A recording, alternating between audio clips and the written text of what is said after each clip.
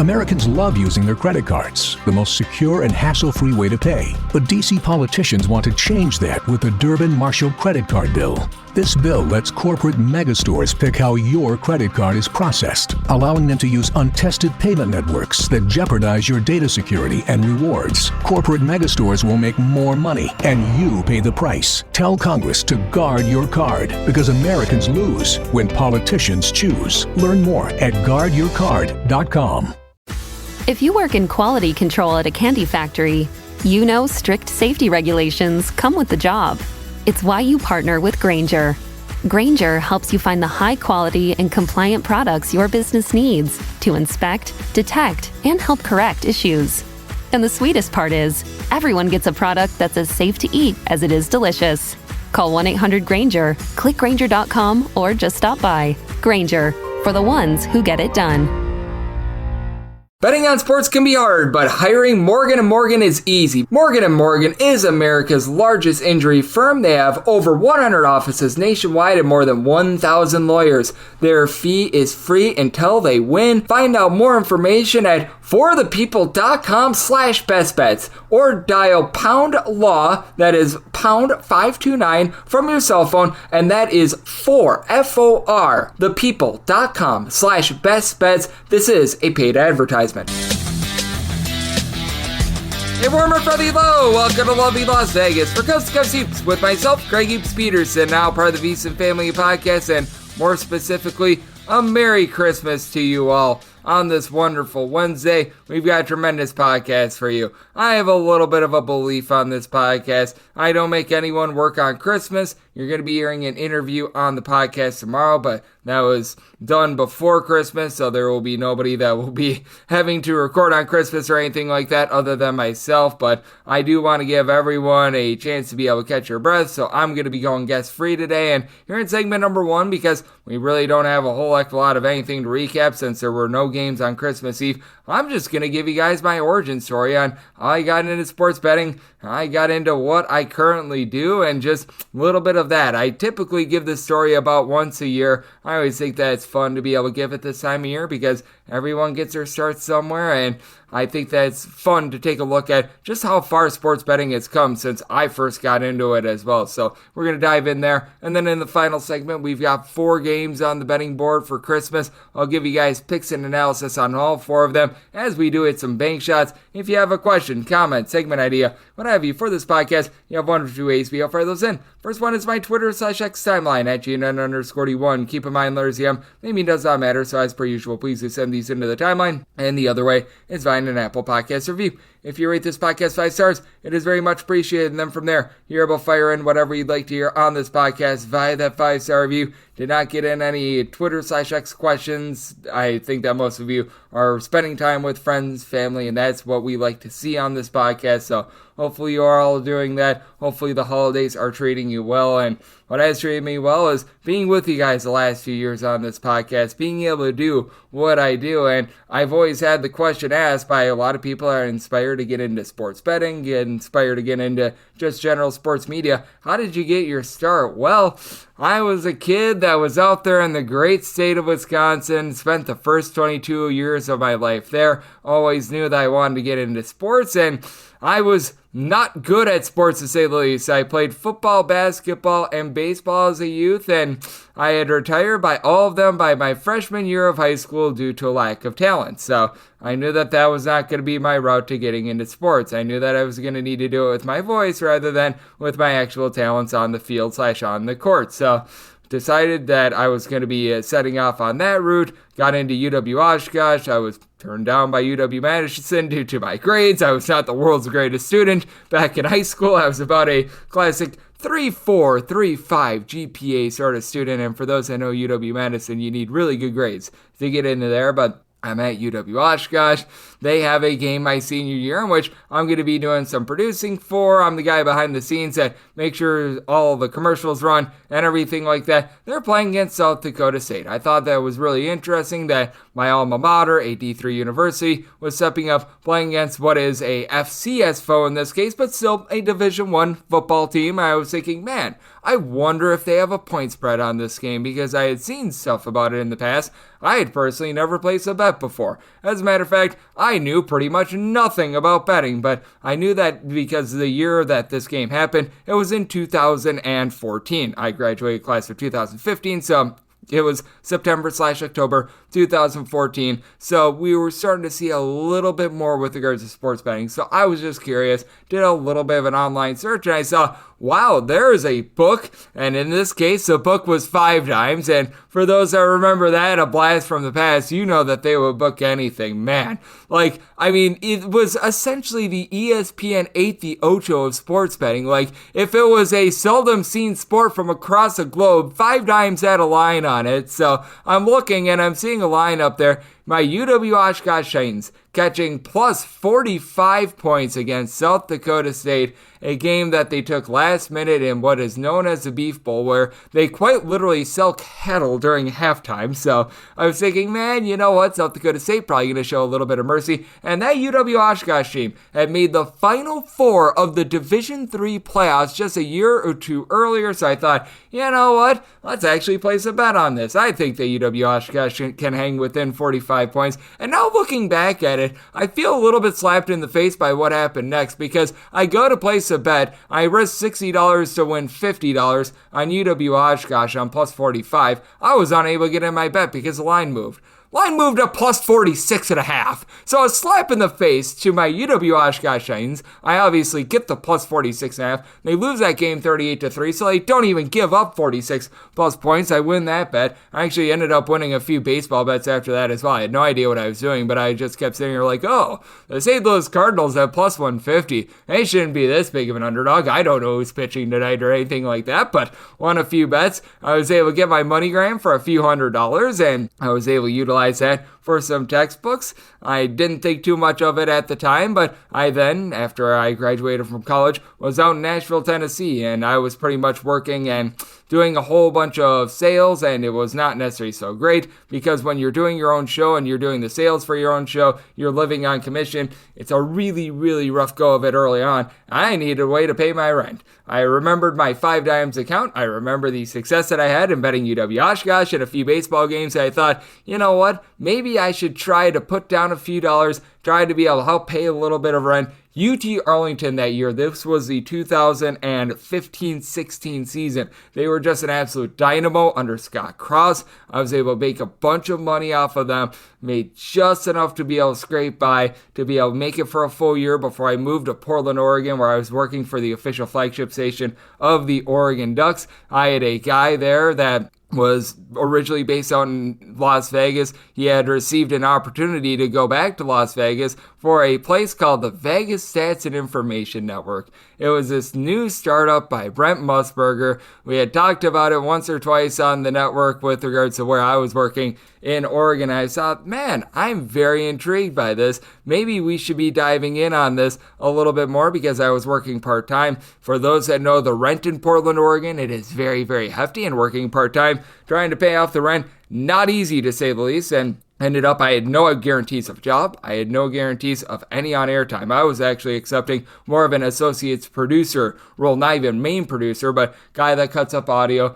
guy that does a lot of work behind the scenes, what have you. That's the role that I started with over at VSiN, and I decided, you know what, it's full-time work, Las Vegas, you're going to be paying a little bit less in rent than in Portland, Oregon. Decided to accept that role. Got some advice from Matt Humans while I was working behind the scenes, because he does a good job interacting with pretty much everyone in the building. Saw that I was talking a lot about college basketball, and hey, Brent Musburger, I ended up producing some of his very early shows for as well. He knew that I wouldn't stop shutting up about college basketball, so called me Hoops, and they just recommended, hey, try to get some of your plays out there, just continue to break down some college basketball. So certainly did that, and things have grown ever since then. And it's just wild the way that things have just really blossomed in college basketball and in terms of sports betting, because when I moved out here to lovely Las Vegas in the summer of 2017, back in those days, you didn't get every game on the college basketball board. Like these extra games I talk about, like a lot of people wonder why I go on Las Vegas rotation order with regards to this podcast.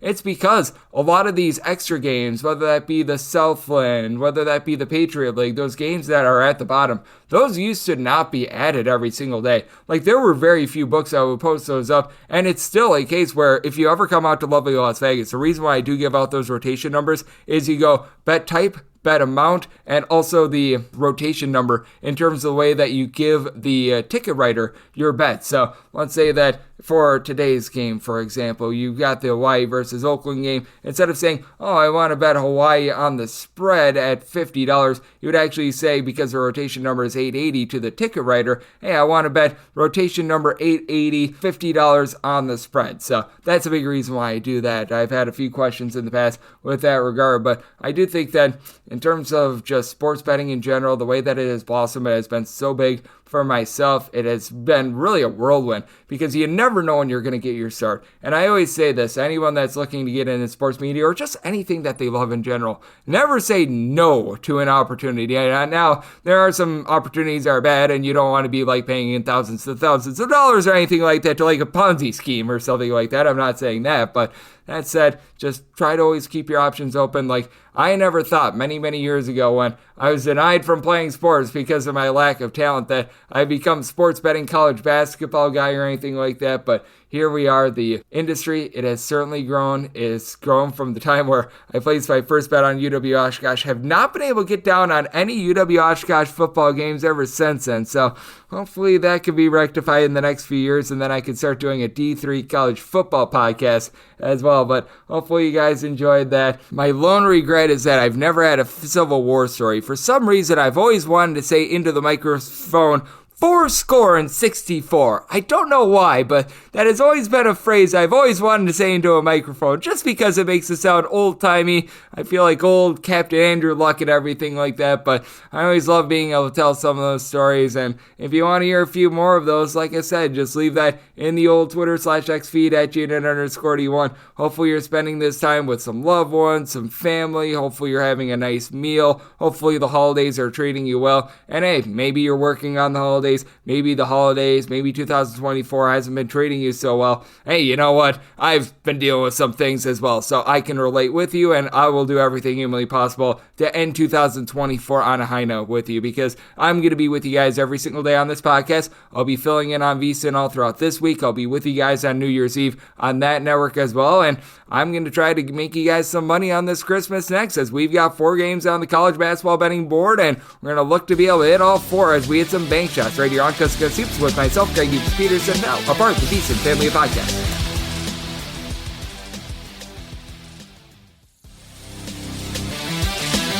And we're back here, lovely Las Vegas, for Cusco Soups with myself, Greg Peterson, now part of the VSiN Family Podcast.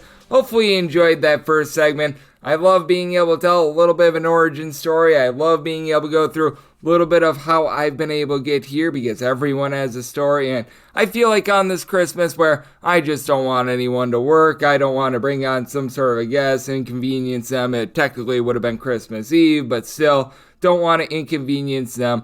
Let me do the work so that everyone else can take a little bit of time off, be with friends and family. So hopefully you guys enjoyed that, and hopefully you guys are just having a great holiday season in general, and hopefully we can make it a little bit more merry here, as we've got 4 games on the betting board for this College Basketball Wednesday. So let's go through all 4 and let's try to hit some bank shots. Most financial establishments close at a certain time, but not here. It is time for a side and total on every game on today's betting board bank shots.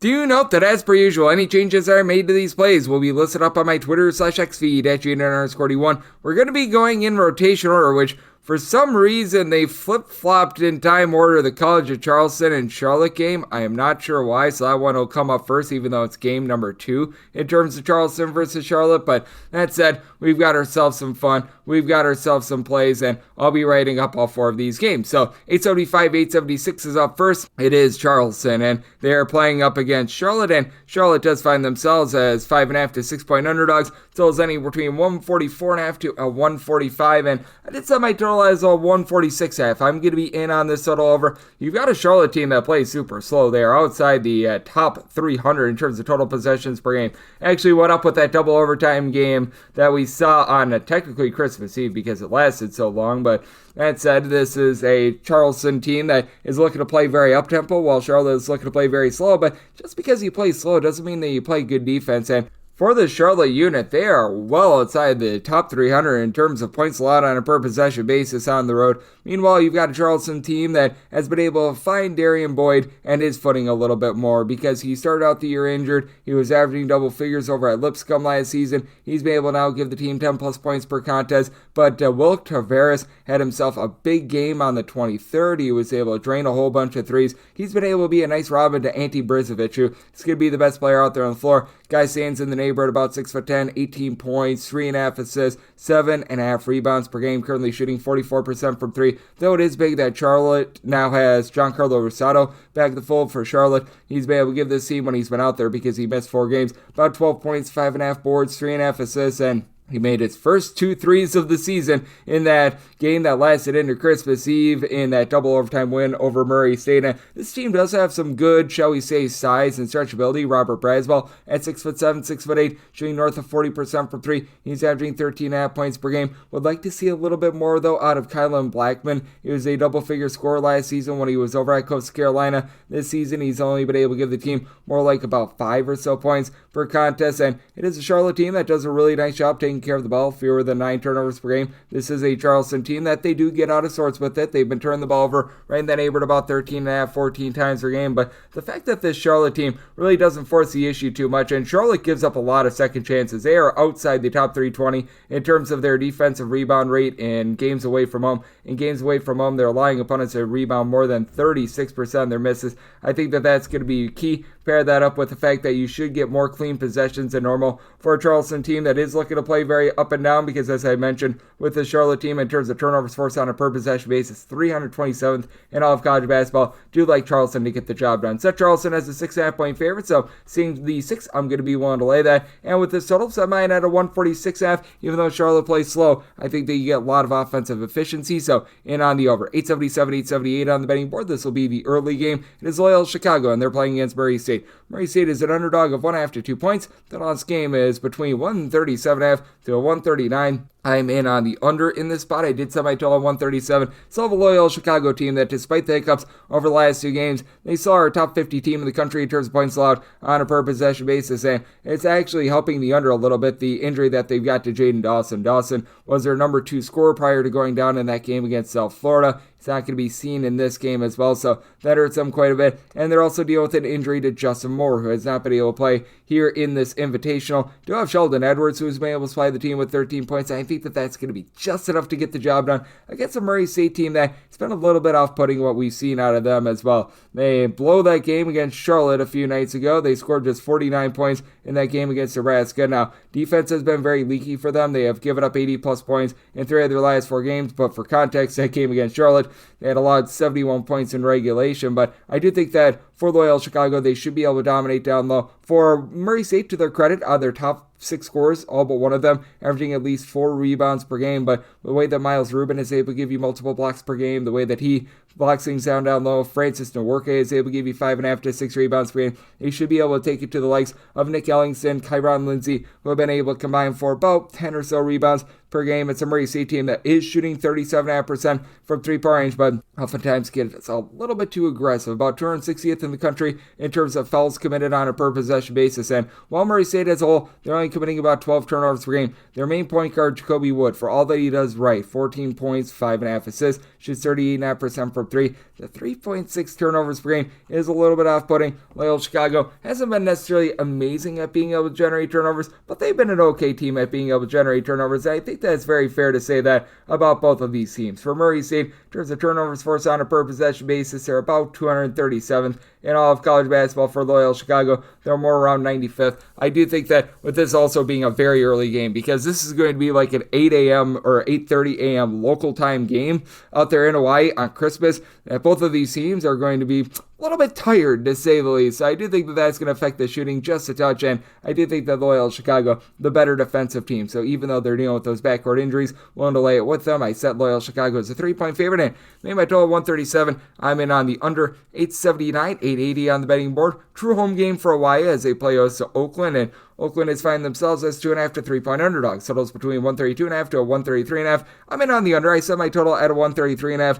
I have an Oakland team that, despite the fact that they played really well here in Hawaii, the numbers are the numbers. This team is outside the top 280 in terms of both points scored and points allowed on a per possession basis. This is a unit that has been one of the lesser 3-point shooting teams in all of college basketball. T.Q. Cole has gotten it going a little bit more here in Hawaii, and he's up to 12.5 points per game, still shooting 28% from 3-point range for the season. And as a collective, this team is shooting 28.5% from 3-point range. They're shooting 63% at the free throw line. Now, they do a nice job down low with Alan McCabe, who's come over from UMKC, give you 14 points, 6 boards, and has a little bit of versatility, pair of steals per game as well. Tubaru Navalura has also been able to chip in there about 8 boards per contest, but that is going to be outdone by the fact that Hawaii is a top 15 team in the country with regards to rebound rate. Gatis Nebasika, a couple of Tanner Christensen have been able to combine for about 13.5 rebounds per game. Nebasika has good versatility, comes in from Xavier. He stands like 6'7", 6'8", has been able to shoot north of 35% from 3-point range. For a Hawaii team as a whole, they're shooting about 33.5% from the outside. They need to clean things up a little bit more. They are turning the ball over about 12.5 times per game, but Oakland outside the top 300 in terms of turnovers forced on a per possession basis, so that should allow for a little bit more clean flowing offense from some of these guys who are looking to come along for the ride, like Cody Williams has been a guy that has been a reserve the last few years. He got thrusted into a starting role with all the losses that they took this past season. Is a career 45.3% 3-point shooter, albeit on relatively low volume, but he's been able to supply the team with about 7.5 points per game. Marcus Green, the transfer from Houston Christian, has had to headline things as the main guy in the backcourt, 2.5 assists, 12.5 points per game, but I do think that when you're able to get down low from Hawaii and Nebasika and his overall versatility, going to be able to win out in this spot against an Oakland team that they themselves just in a lot of transition with regards to that backcourt, albeit a backcourt that is playing much better recently. So did set my total 132.5. I'm in on the under Hawaii outside the top 250 in terms of total possessions per game, and I am willing to lay with Hawaii up to 4 points, and we wrap things up with 881, 882 Nebraska and Oregon State for the title in the Diamond Classic. Right now that total is 137, and Nebraska a 4 to 4.5 point favorite. Set my line at 3.5. I'm going to be willing to take 4+ here with Oregon State. Personally, I'm able to get a 4.5 right now, and I'm going to be taking that. For Oregon State, this has been an incredible defense. On defense away from home, they're in the top 30 in terms of points allowed on a per possession basis. If you combine their home numbers, a top 10 team in the country in terms of points allowed on a per possession basis. Michael Rataj is so versatile, 16 points, 9 boards, 2 steals, shoots 35% from 3-point range, almost what Rink Mass was last year for Nebraska, and I think that loss is going to be hurting them quite a bit in this spot. Now, I will say, for Nebraska, Connor Essegian seems to be coming alive a little bit more, but it's been hit or miss. Over his last 5 games, he has scored 22, 1, 13, 15, and 2 points. You just don't know what you're going to get out of him night in, night out, though he is shooting about 44.3% from 3-point range. That said, this has been an Oregon State team that has been able to do a relatively solid job on the glass. They're just locking down in terms of pretty much every facet of defense, and with Oregon State, I do think that they're going to have DeMarco Minor come up very major in this game, giving the team about 10 points, 4.5 boards, 5.5 assists, shooting in the mid-30s from 3-point range. Nebraska has been able to do a good job of being able to generate turnovers. This team is in the top 40 in terms of turnovers forced on a per possession basis, and that is a little bit of a bugaboo for Oregon State. Oregon State turned the ball over about 12.5 times per game. That's not something that you want to see when you play as low tempo as Oregon State does. Oregon State right now about 322nd in the country in terms of total possessions per game. Nebraska more around 90th in the country. So Nebraska's looking to run a little bit, but it's not necessarily out of sorts. But for Nebraska, they're looking for really that main facilitator as well. Raleigh Worcester right now leading the way in assists with 2.5 assists per contest. Thought he'd be doling it out much more like we saw when he was over at Utah, but 3 assists or fewer in each out of the last 5 games. It's been a little bit more, shall we say, under the radar than I was expecting he would be this season, though Bryce Williams, he has been absolutely tremendous for his Nebraska team. 19 points while shooting 45% from 3-point range, has given the team 30-plus points in 2 out of the last 3 games, so he certainly has been able to do his part, but who steps up around him? You've got someone like a Jawan Gary who's able to give you 4.5 rebounds per game, but Oregon State, one of the better rebound rate teams in all of college basketball. You got Rotage, but you've got Parsef Alah giving you about 4 to 4.5 rebounds per game. You've got Luterius Levicius, who's been able to give you about 4.5 boards. he's been able to give you some good versatility as well, shooting 35.5% from three at 6'7", 5+ boards in 4 of the last 5 games. He's come on strong recently, so do think that Oregon State going to be able to hold up defensively, slow this game down, and hang in there. So I'm willing to take the points with Oregon State, and I am in on the under. And that'll wrap things up for the Christmas Day edition of Coast to Coast Hoops, now part of the VSiN Family Podcast. If you do like hearing from this fine podcast, Coast to Coast Hoops, you're able to subscribe wherever your podcast, Apple Podcasts, Google Play, Spotify, Stitcher, and TuneIn. If you have a question, comment, segment idea, what have you for this podcast, you have one of 2 ways to be able to fire those in. First one is by Twitter/X timeline at @GDN_D1. Keep in mind, letters EM, naming does not matter, so per usual, please do send these into the timeline. And the other way is find an Apple Podcast review. If you rate this podcast 5 stars, it is very much appreciated. From there, you're able to fire in whatever you'd like to hear on this podcast via that 5-star review. Coming at you guys every single day on this podcast. All day or not, regular season or off season. So I'll be back with you once again tomorrow. Thank you. Americans love using their credit cards, the most secure and hassle-free way to pay. But DC politicians want to change that with the Durbin-Marshall credit card bill. This bill lets corporate megastores pick how your credit card is processed, allowing them to use untested payment networks that jeopardize your data security and rewards. Corporate megastores will make more money, and you pay the price. Tell Congress to guard your card, because Americans lose when politicians choose. Learn more at guardyourcard.com.